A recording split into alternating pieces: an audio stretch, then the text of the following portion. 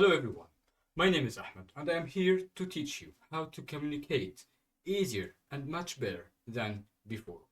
Our course is about how to communicate, how to speak fluently, how to speak naturally without hesitation, without freezing, with more confidence. So let's start the journey.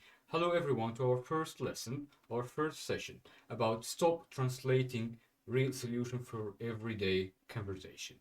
Welcome to our journey. So many students asks me why I am freezing when I speak in English. And the real reason we can say here we have blank mind. You feel rush of nervousness and you take long time to answer. And of course you completely forget your vocabulary. And this is freeze up 100% and it's normal, don't worry about it. But why? Let's ask ourselves why. The big problem translating in your head. We have your native language, and here is your brain. You can see it's complicated, it's like tangled knot. And you start to translate word for word from your native language to an English word. And of course, thinking in your native language and translating word by word make you stress, exhausting process, and that's break the bridge of communication. We have two reasons why word by word translation fails. First, the time. It takes too much time. The other person is waiting for you in silence while you calculate the sentence in your head. And of course, it takes time and it's a bad idea. And the second reason, the grammar trap. You translate in your native language. Of course, it's English language has different structure. It has different structure rules. Direct word for word translation usually results in sentences that sound unnatural. So, the key, the golden rule, think simple. A perfect advanced sentence spoken 5 minutes late. But when you think simple, simple sentences spoken quickly. So the golden rule, you don't need perfect vocabulary to speak well. If you forget a big word, find a simple way to describe and say it using words that you already know. So no need to think about complicated vocabulary, no need to think about this complicated grammar structure. Just make it simple as much as you can. Okay, so we have here an example. This word, I am exhausted. I am exhausted. It means I am very tired and it's strong adjective. Actually, it's okay. You can just say I am very tired. It's normal. I can understand you. You can say I need to sleep. I can understand you. Or I have no energy. So you have one, two, three, four options. Choose between them. Choose the simple one that deliver the message clearly. So all three options are 100% correct. So what can you do when you forgot the word? Never say I don't know and walk away. We have three steps. You can say what does it do? You describe the action. Or what does it look like? It's about appearance. You describe it to the person who talking to, or use the opposite contrast. So don't panic, just try to describe the object in three different ways. The action, what does it do? What does it look like? Appearance, and use the opposite contrast adjective. So let's start with strategy number one. What does it do? You can say it's a thing for verb plus ing. For example, this thing in front of us. I cannot remember the word. So how can I describe it?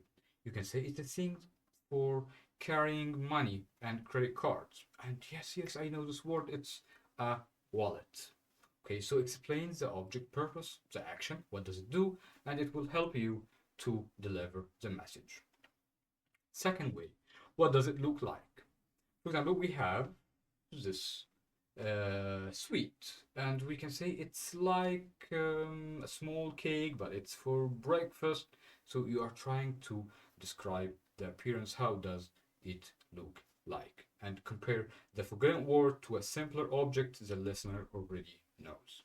And third strategy, use the opposite. It's the opposite of, for example, you cannot remember the word expensive. So you know, just this word cheap. So just say the opposite word of cheap. Ah, it's expensive. Old, empty, and full. If you can remember only empty, so just say it's the opposite word of empty, and yeah, it's full. Okay, so we have here many practice. Can you describe this item? So you have two ways: action strategy and appearance strategy. So action strategy, do you have a thing for cleaning pencil mistakes? And yes, it's cool. And here appearance strategy, do you have the things that like small piece of plastic for pencils, and the speaker will understand what exactly do you need. So here we have two real life application you need to apply. For example, at the airport, if you cannot remember this word here in between, so we can start this. You can describe it. Excuse me, I lost my. I cannot remember this word. It's a paper for getting on the airplane, and your seat number is written on it. And yes, on you mean your boarding pass. Or at the pharmacy when you want to buy some medicine, and do you have something for a bad head? It's like small white pill. It's a thing for stopping the pain, and the seller will understand you that you mean a painkiller. So how to ask for the real? Don't say what is this in English. Only works if the object is physically in the room. You can see, you can point at this object and say, what's this in English? So you should say, what do you call the thing that, and start describing it. So by the end of the session, confidence over perfection. If the other person understands your idea, you are 100% successful. So native speaker forgot words all the time. They don't panic. They simply describe what they mean. Okay, so here to sum up our session, you can forget something and say, I forgot the word, but you can describe it in the thing for plus verb plus ing, or describe appearance. It's like and start describing. Number four, it's the opposite of, and say the opposite adjective. And you can ask, what do you call the thing that, and finish your sentence. Thank you, and see you next session. Okay, our second session, it's about your face expression. Don't fake a smile if you don't understand. Try to control the conversation. Controlling the conversation, when you cannot understand something, just ask politely to stop. Repeat, because you cannot understand it. So let's talk about the anatomy of fake smile. You have here, you can see this human.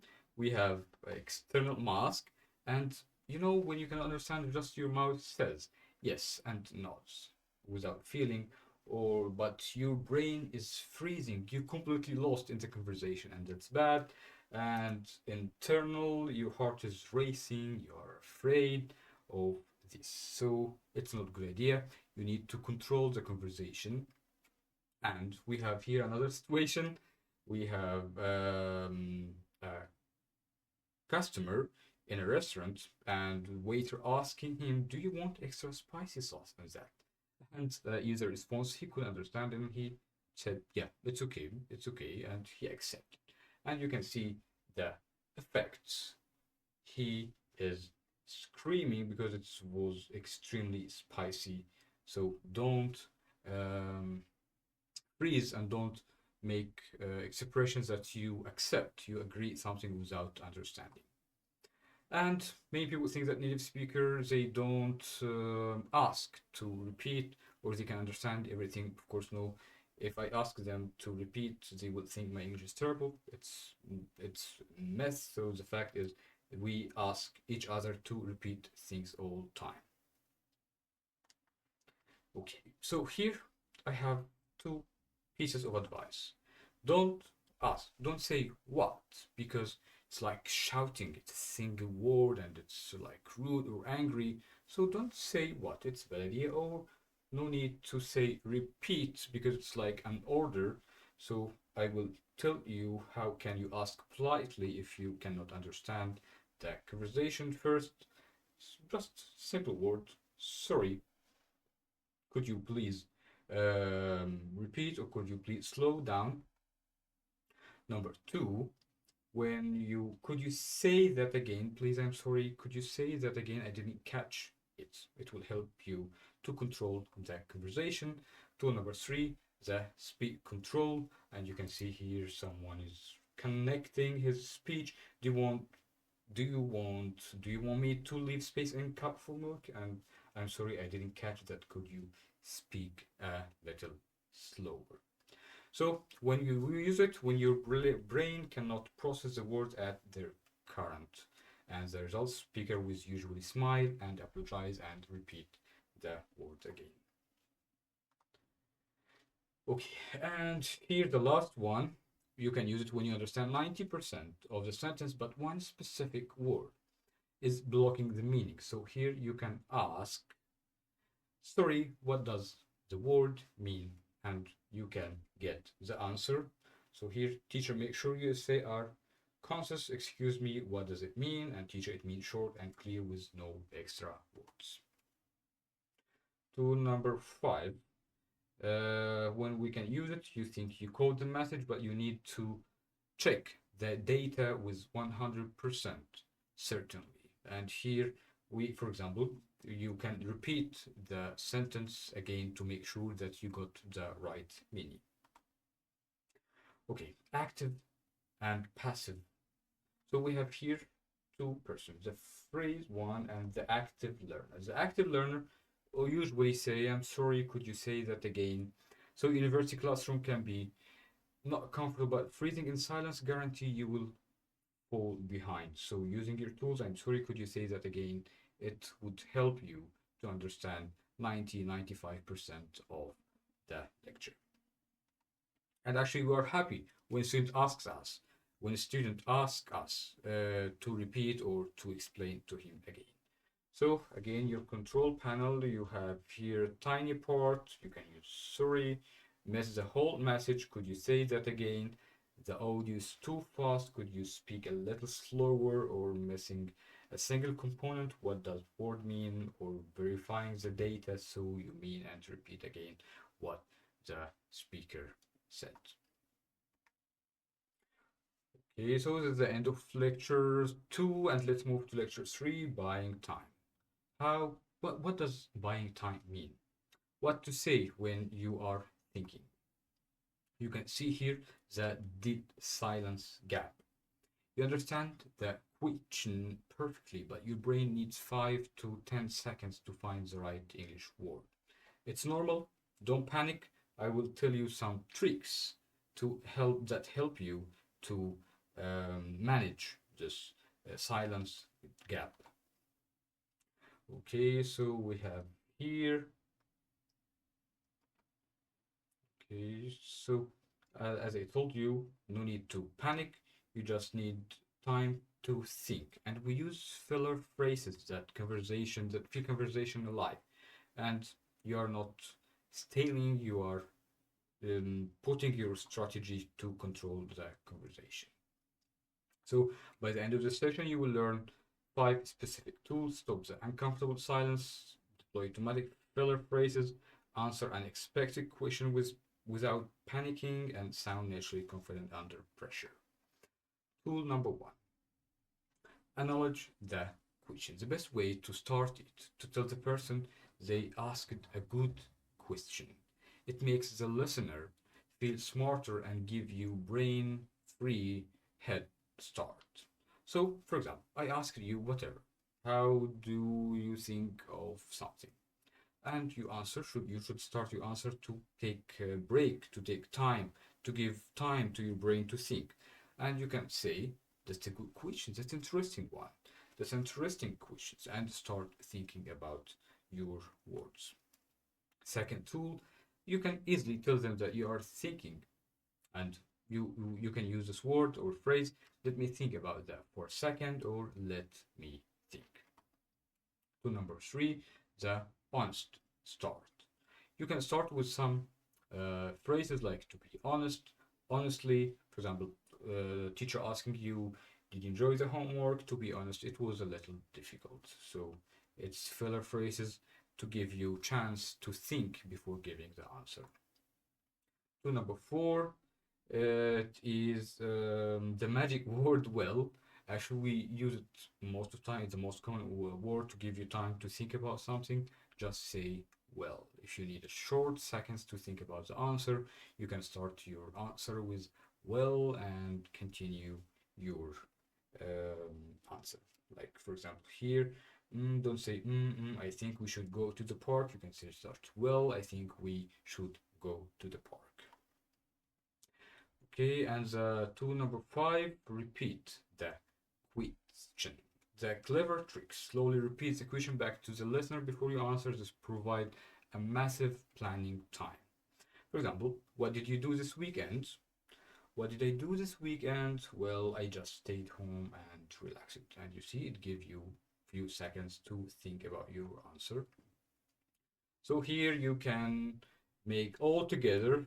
You can start well. That's a good question. Let me think about that. Well, and you planned your answer better than before, and you just put 7 full seconds before giving your answer. Okay, so we have here an example, a real life application, the university classroom. The professor called your name to ask your opinion on a difficult topic. So, professor, do you think technology is making us lazy? And of course, you need time to think about the answer. So, smile, deep breathe, and that's an interesting one. Let me think for a second, and you can start honest. Well, I think it depends on how we use it. Let's keep the support. Okay, so here, as I told you, did silence break the connection? Drop the habit. Try to stop saying this filler words or so, and same combine tools for up to 7 seconds of run away. And at the end of lecture 3, let's move to lecture 4. It's about keep it simple, how to express your opinion confidently. Okay, so first, you need to beat the too complicated mistake, master the opinion, agree and disagree with polite confidence, and pass the ball to sustain fluent conversation. Okay, so we have here our brain. It's deep, complicated opinion, and you are trying to translate word by word, and you're running out of vocabulary and getting stuck. So how can we solve it? The golden rule of speaking, again, make it simple and fast. A simple sentence spoken quickly is better than a perfect sentence spoken 5 minutes late. And again, back to my golden rule, confidence over perfection. Okay, so here, the magic formula we have, you need to tell your opinion, what you think, why, because, and one simple reason. So when someone asks you next time, don't panic, don't freeze, just start with your opinion. I agree, I disagree, what you think, and why with one simple reason. So you don't need to talk for 5 minutes to sound smart. People will listen. Your English will sound perfectly organized if you provide just one clear reason. So step 1, starting your opinion. Never shout facts like coffee is bad. Try to soften your entrance. Try to be first casual, relaxed to me, or standard and common, I think that, or formal in my opinion. So you have 3 starters: to me, I think that, and in my opinion. Step 2, the glue. Here we have the opinion and the reason why. So why you like it, why you dislike it. So I think that the online classes are good because they save time. In my opinion, the city is great because the people are friendly. One reason is all you need to build a great English sentence. So again, you need to start with your opinion and then explain why with one simple reason. Don't say that I agree, I disagree without saying why, without giving one reason at least. And of course, you can add if you want second reason, third reason, it's up to you, but at least give one reason. How to agree? The yes and trick. So just saying yes, as I told you, it kills the conversation. We need to build connection with people so you can say exactly, I agree with you, that's very true. So it all help you to build a connection instead of saying yes and stop. So you can answer with exactly, I agree with you, that's very true, and then you can add facts. So here, hard disagreement and soft disagreement. We have a hard disagreement and soft disagreements. Hard disagreement, like, no, you are wrong. It's rude. You're angry. But here you can say, I see your point, but, or I'm not sure about that. So here it's aggressive and rude, here respectful and polite. And that's what we need. So here we have many practice. You hate winter. How do you disagree softly? As I told you, you can here use I see your point, but I prefer summer, or I'm not sure about that, and give your opinion. Okay, next strategy, passing the ball. Conversation is a game of catch. You catch the ball and hold it for a few seconds and throw it back. Don't hold the ball in silence. Don't keep it with you and just say nothing. So someone asks your opinion. Ask, what do you think? How about you? Here you are passing the ball. You are having a conversation with the person in front of you. So you can use what do you think or how about you? And here we have real life application, social survival. Let's skip the group projects. Okay, actually you can back to MOOC and have all this practicing, and you can practice as much as you can. Okay, so we have here, let's sum up the session. Starter opinion, because and reason, and then pass it to the person. What do you think? How about you? React, listen, and choose agree or disagree with soft disagree, of course, and you can add something, your opinion or whatever. So your conversation tool it, you share, I think that, you agree, you connect, disagree, and then move it to the other speaker. And now let's move to lecture number 5. We need to drop the robot voice, and actually it happens when you are stressed. So how can we control it? Of course, we cannot remove it, we cannot get rid of it 100%, but we will try to decrease it as much as we can. Okay, so here the text mistake. You know, in the book we studied the sentence, I do not want to go to the store.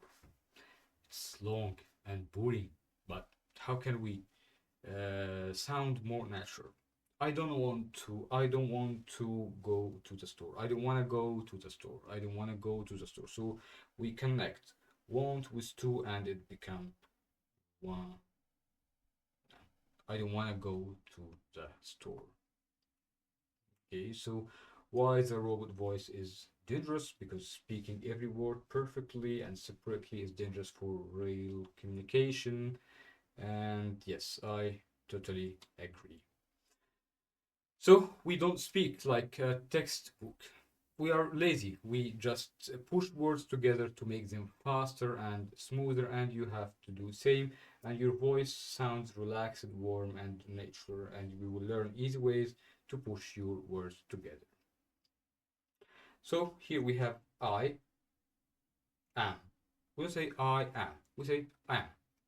Do not. It's don't. It is. It's. So we connect. We push the words together to make it shorter and smoother. Will not. Won't. I won't do it. Cannot. I can't find my keys. Did not. I didn't know that. So they are. They are my friends. So here we push words together to make it smoother and easier. Okay, I do not think that it's a good idea. We will not go. And the natural fix, I don't think that's a good idea. We won't go. We compressed. We make it shorter and doesn't feel. Is it feel smoother? I think than before. Okay, so here the casual spoken words in real life, as I told you, we push words together. So we have here going to and want to. We don't say I want to. We say in casual spoken words, I wanna do it, or I'm not going to, I'm not gonna do it. So here, going to, it's gonna, and want to, it's wanna. And here's two examples. I'm going to study tonight. I'm gonna study tonight. What are you going to do? What are you gonna do? And here with want, I want to eat pizza. I want to eat pizza. Do you want to watch a movie? Do you want to watch a movie? Okay, I'm going to sleep. I don't want to go out. Here, practice, and let's skip this part. And tool number three, stress. How to stress on words. Here we usually, you can see here, we drop the pronoun I and we stress on the verb.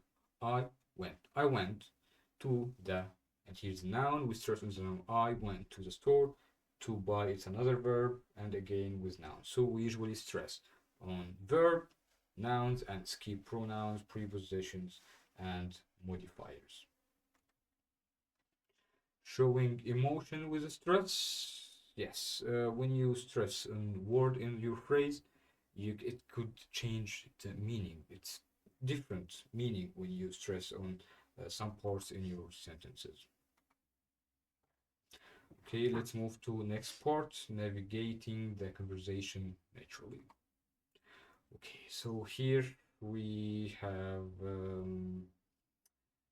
when you I want just to use a school trap. Traditional education taught us mistakes equal bad grade, but it's not true. When you speak, it's about communication, it's about building trust.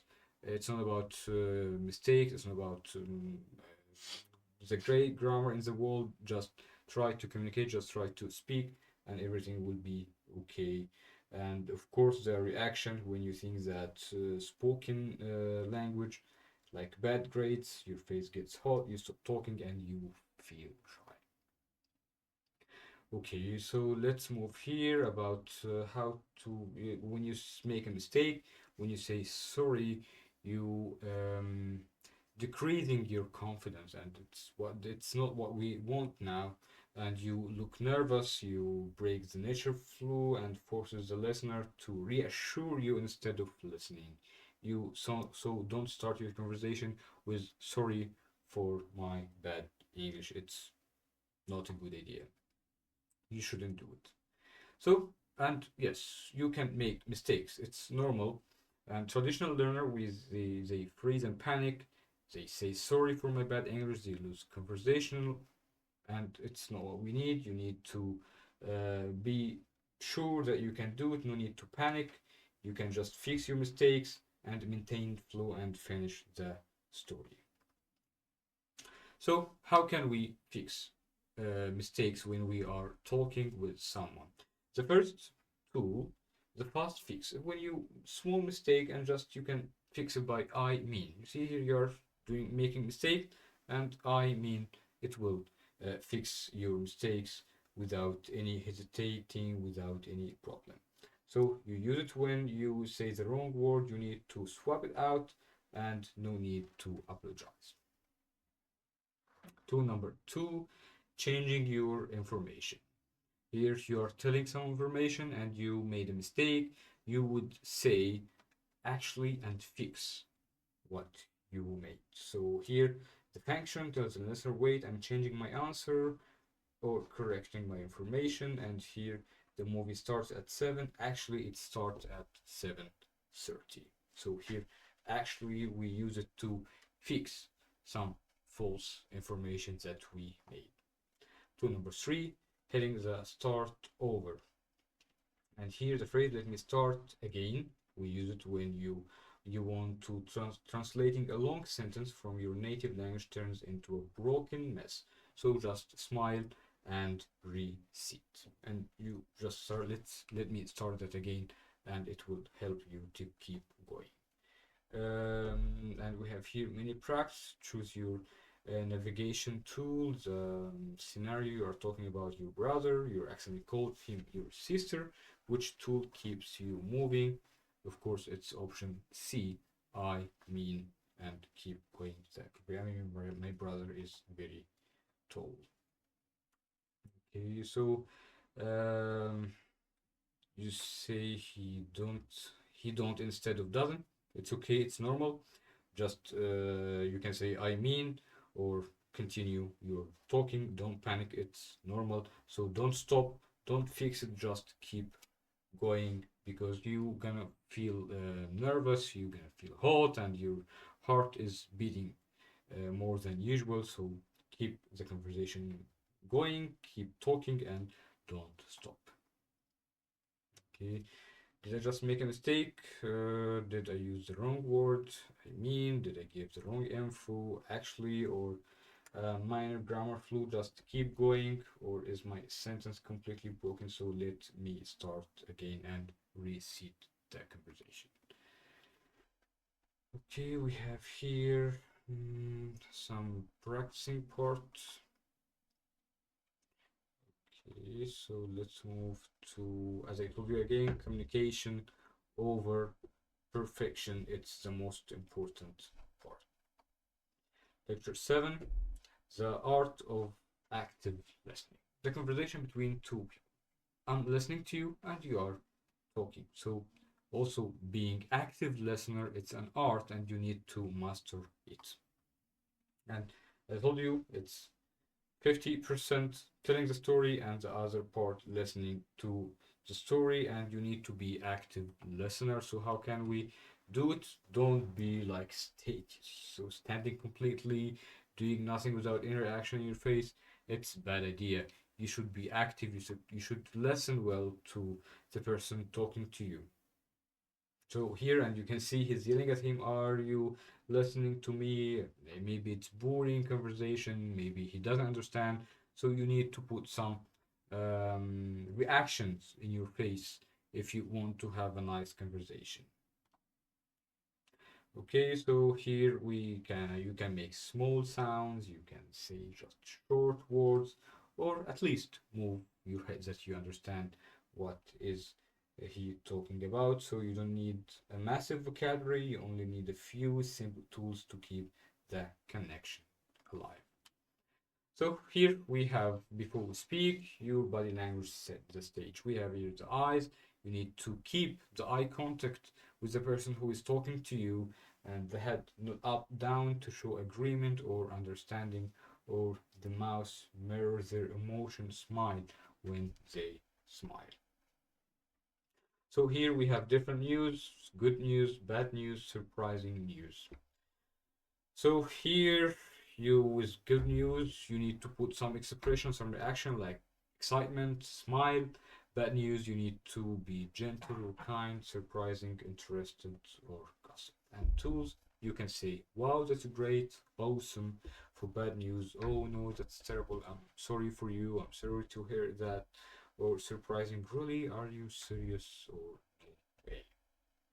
Example for good news, I got A on my English test. Wow, that's great. Awesome. Congratulations. That's good news. Bad news, I lost my phone in the bus today. I'm sorry to hear that. That's bad. I'm sorry for you. That's terrible. Or surprising, our teacher is moving to another country. Really? Are you serious? No way. This is how to put some reaction in your face. And here, test your, let's keep it the echo trick. Okay, the echo trick, when you forgot your words. So, step one, identify one important word. Step two, repeat it back with a surprised upward tone. For example, I went to Paris for the weekend. Oh, Paris? Really? That's nice. How was it? Here you keep the conversation alive.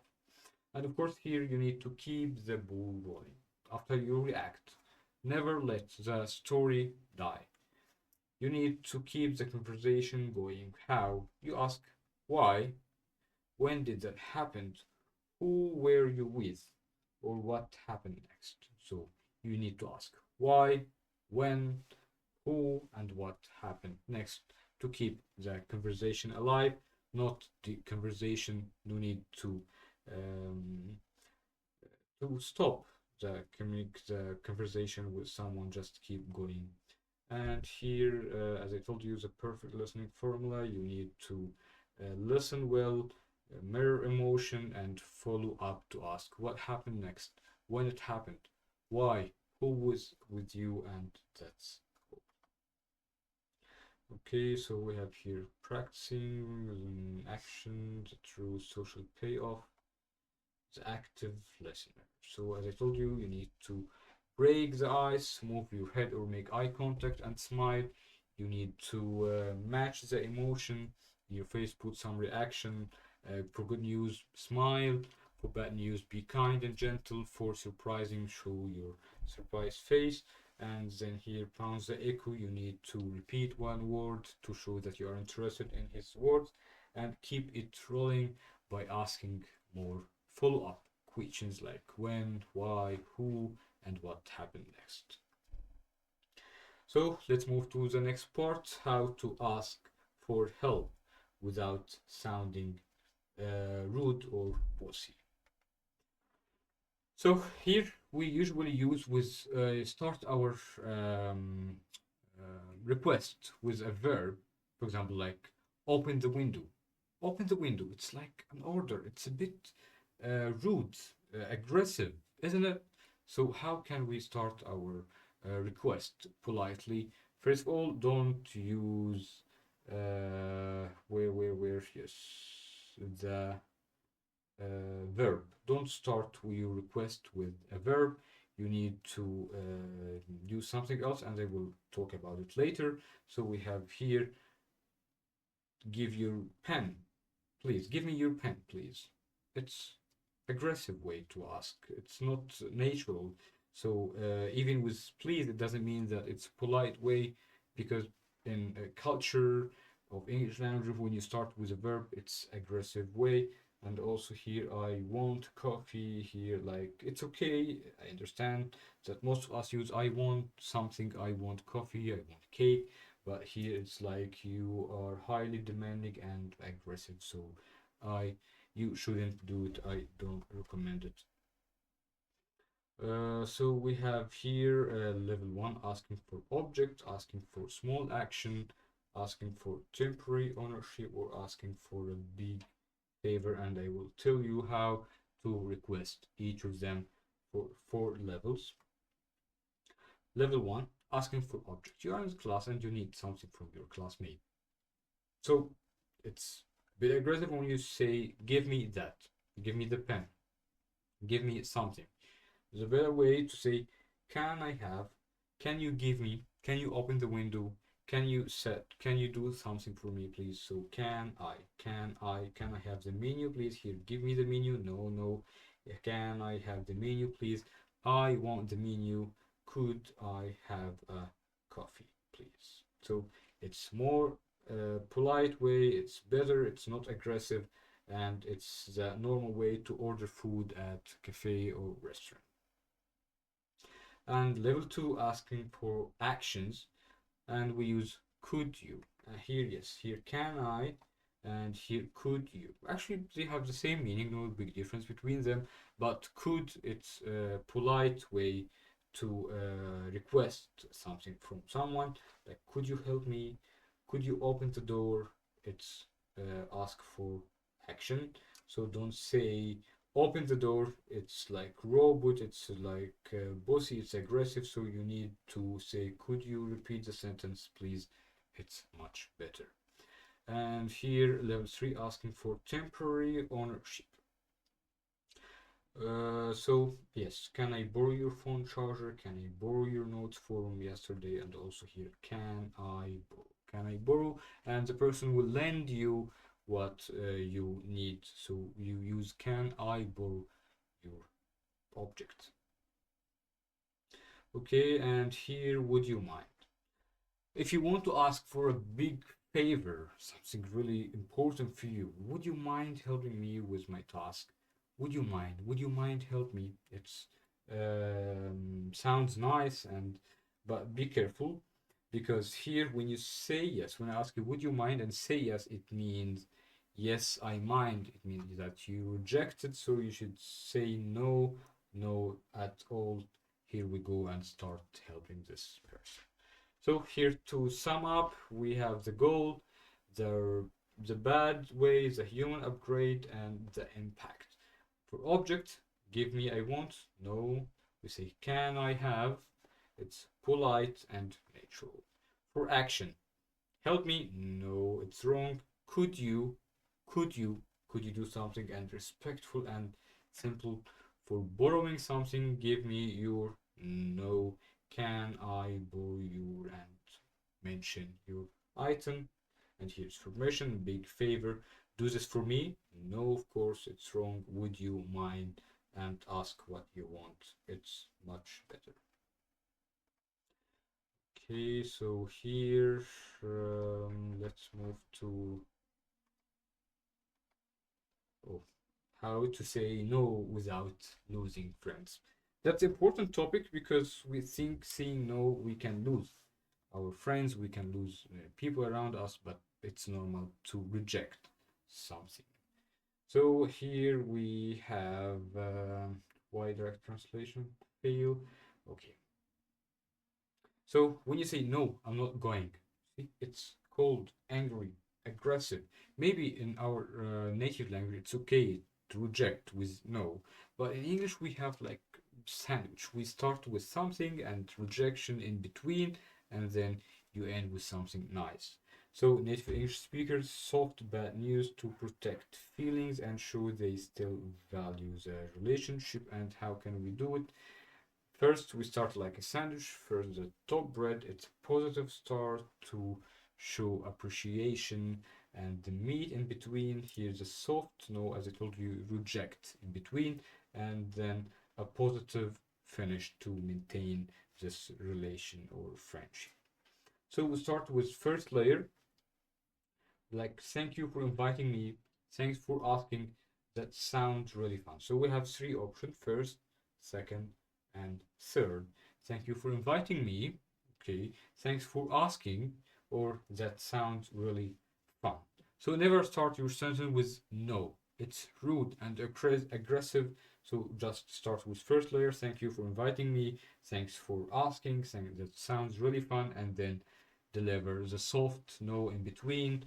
And it really helps the to say I would love to, but I cannot do it, or I really want to do it but I cannot do it. So here you are adding soft no, you rejecting without being aggressive, without being rude.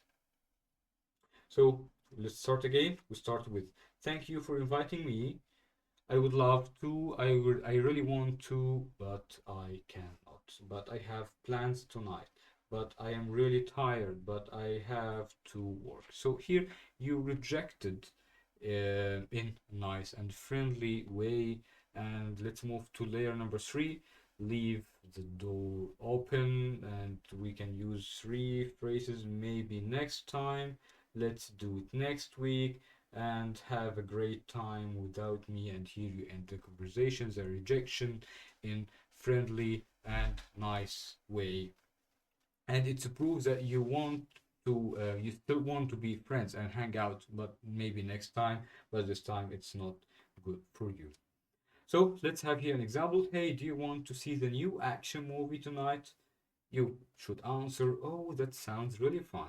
I would love to, but I have a big exam tomorrow. Maybe next weekend I will join you. No problem, good luck in your exam, and we will go next week. So here you protected your friendship in a nice way, and you didn't say, no, I don't want to go. It's rude, and maybe that person will understand that you don't like him or you don't want to be friend with him. So here, when to skip some, we can see here, for example, if you don't want to eat, don't say no, I don't want it. You just can say, I'm okay, I'm good, I'm full, thank you.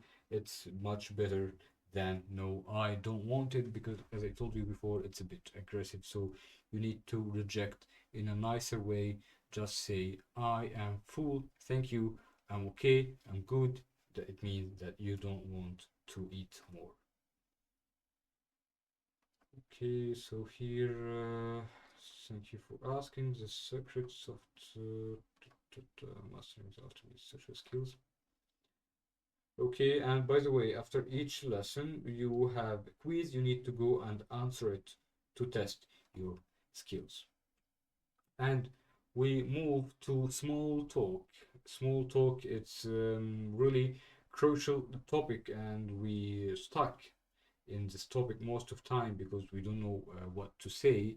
And here you need to break the ice, but also in a nice way. So how can we do it? Just don't be too pushy. You need to ask general. You need to talk about general topics like weather or something like that, because the other person feels that you are friendly, you're safe. I notice you. I need to just start conversation with you. So here, don't give one word answer. It's bad. Like, do you have a good weekend? Yes, and silence. It's not good idea. It kills the conversation. So try to give more details, and of course, just write the sweet spot. Light, safe, engaging. And did you have a good weekend? Yes, I went to the cinema. It become more comfortable and easy to communicate after. And here, don't go to deep topics. No need to talk about deep topics, just make it light and easy. For example, here he asked, how much money do your parents make? That's too personal to ask. So you need to start your conversation with deep topics or personal topics. So here we are again. So we were talking about tool one. The first rule, you just don't need to give short answers when someone asks you how was your weekend. Don't say just or did you like the movie. Don't just say yes and stop. You need to give more details. Like here we have the short answer, yes, it was good. Try to give more details. I went to the cinema with my brother. It really helps to keep the conversation alive. Now here we have the impact. That small detail, it expands the surface area and giving the other person new material to keep the game alive. To number two, the boomerang. Here, the function why we need the boomerang, it sustains the social rally. You keep it, you don't stop, you don't freeze. And the concept like toy that flies back to you, a conversational boomerang through the words, the material to each other, to the other person. And after the giving your answer, one detail plus, immediately follow up with a return question, and it will help you to continue and build the communicate build the relation, the friendship relation with the other person. And as I told you before, you can use how about you or and you in simple, to demonstrate politeness and active interest in the life. So again, I give you the perfect formula. Step one, you have to give one details to answer. Yes, it's freezing, and here someone is asking, is it so cold outside today? And someone, yes, it's freezing.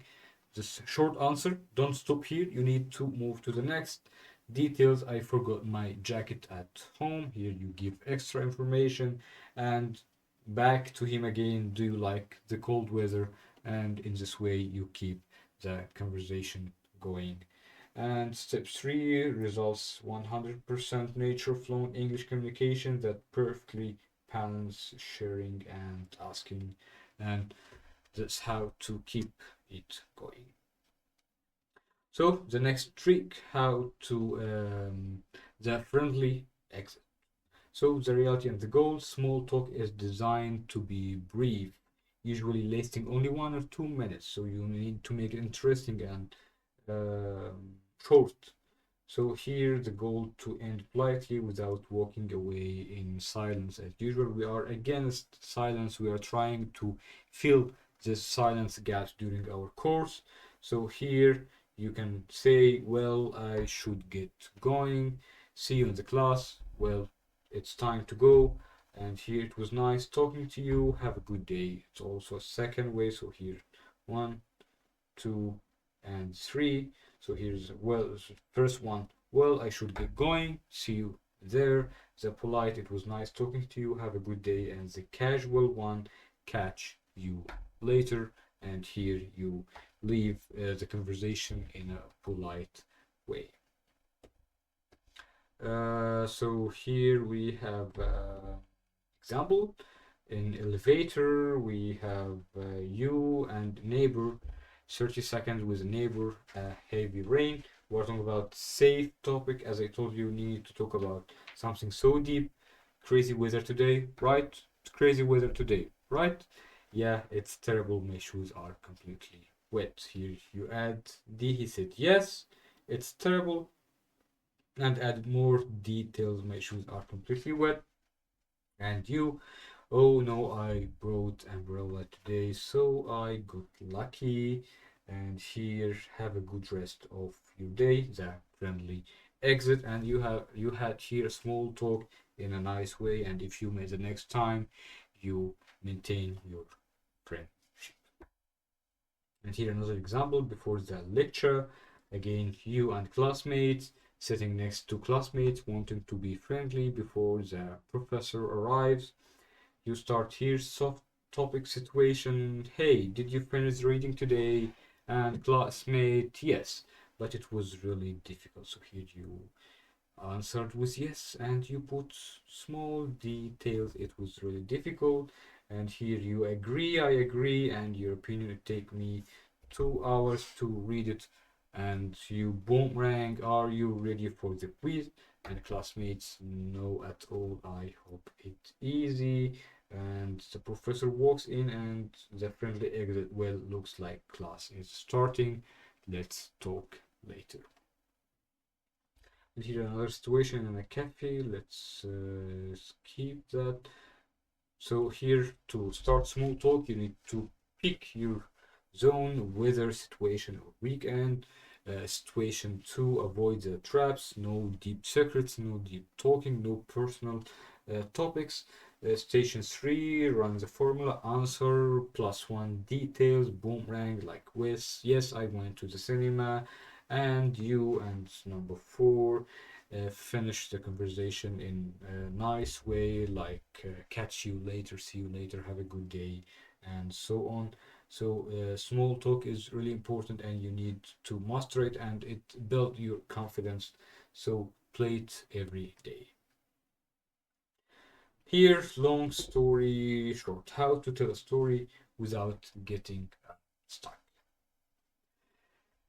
So the conversational nightmare, you start a great story, you want to tell your classmate about a funny thing on the bus or a crazy movie you watch, but you feel that you are not good enough to tell a story.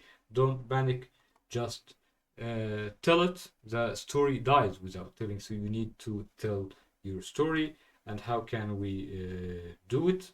Just try to make it simple. As I told you in the beginning of our course, you need to use a simple language. No need to use a specific or describe everything like exact color, exact weather, exact food. No need for all of that. Just make it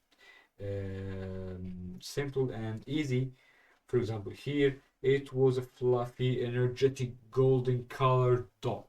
It's yeah, why? The reality, you forgot the word fluffy, you pause, and the listener get bored, and the story is ruined by one word because you forgot only this fluffy. So just skip it and keep going. Yes, here we can see the skip it rule. Just this is this word 100% necessary for the action? If no, don't think of it. Don't open your dictionary, don't panic, just skip the word and move to the next. So yes, skipping details It's no need here. The dog was very. You cannot remember this word, and just say, "Dog stole my food." Tell your story, and no need fast, confident. No need to find difficult details that you need to open the dictionary to find it and pause, and the listener waiting for you. So it's not a good idea. Okay, so tool number two. First, the beginning. You need first to tell the beginning, the situation, then and in the end. When you tell the story, we have like structure we need to follow. We start your story with first for event in between, then afterward, and so on, and to conclude to give a summary for everything in the end. So you don't need complicated grammar. Use the sequence words to keep your story organized. So here we have stories. Step one, setting the scene. Action, I woke up very late. The main event, then I ran to the bus stop, but the bus drove away. In the end, I had to walk to university. Here, you told a short story in simple way without panicking. So here the eject seat. When you feel into the detail trap, break the glass and press one of these phrases.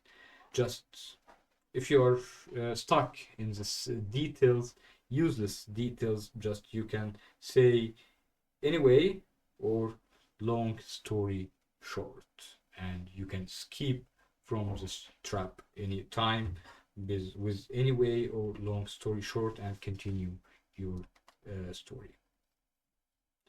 So here we went to the store, credit card machine didn't, and I didn't buy shoes. So here, so I'm skipping the messy middle details and jumping directly to the finish line. Example, so I went to the store and the man was, and the credit card machine didn't. Long story short, I didn't buy the shoes. And here with anyway, let's forget the confusing detail, just try to say and return to the main point. Example one, the restaurant was cold. Anyway, the pizza was amazing. Here I don't remember the name of the restaurant, so I can say anyway, the pizza was amazing. I jump to results, I'm not trapping in these details. We have example two, my computer is broken, the battery thing. Anyway, I couldn't finish my homework. So we jump to results. No need to mention these details. No need to freeze because you don't know the words. So here we have, yes, the filter, just skip unnecessary details, stop translating, and engine organize with first, then, in the end. Rule number three, jump to finish with anyway or long story short.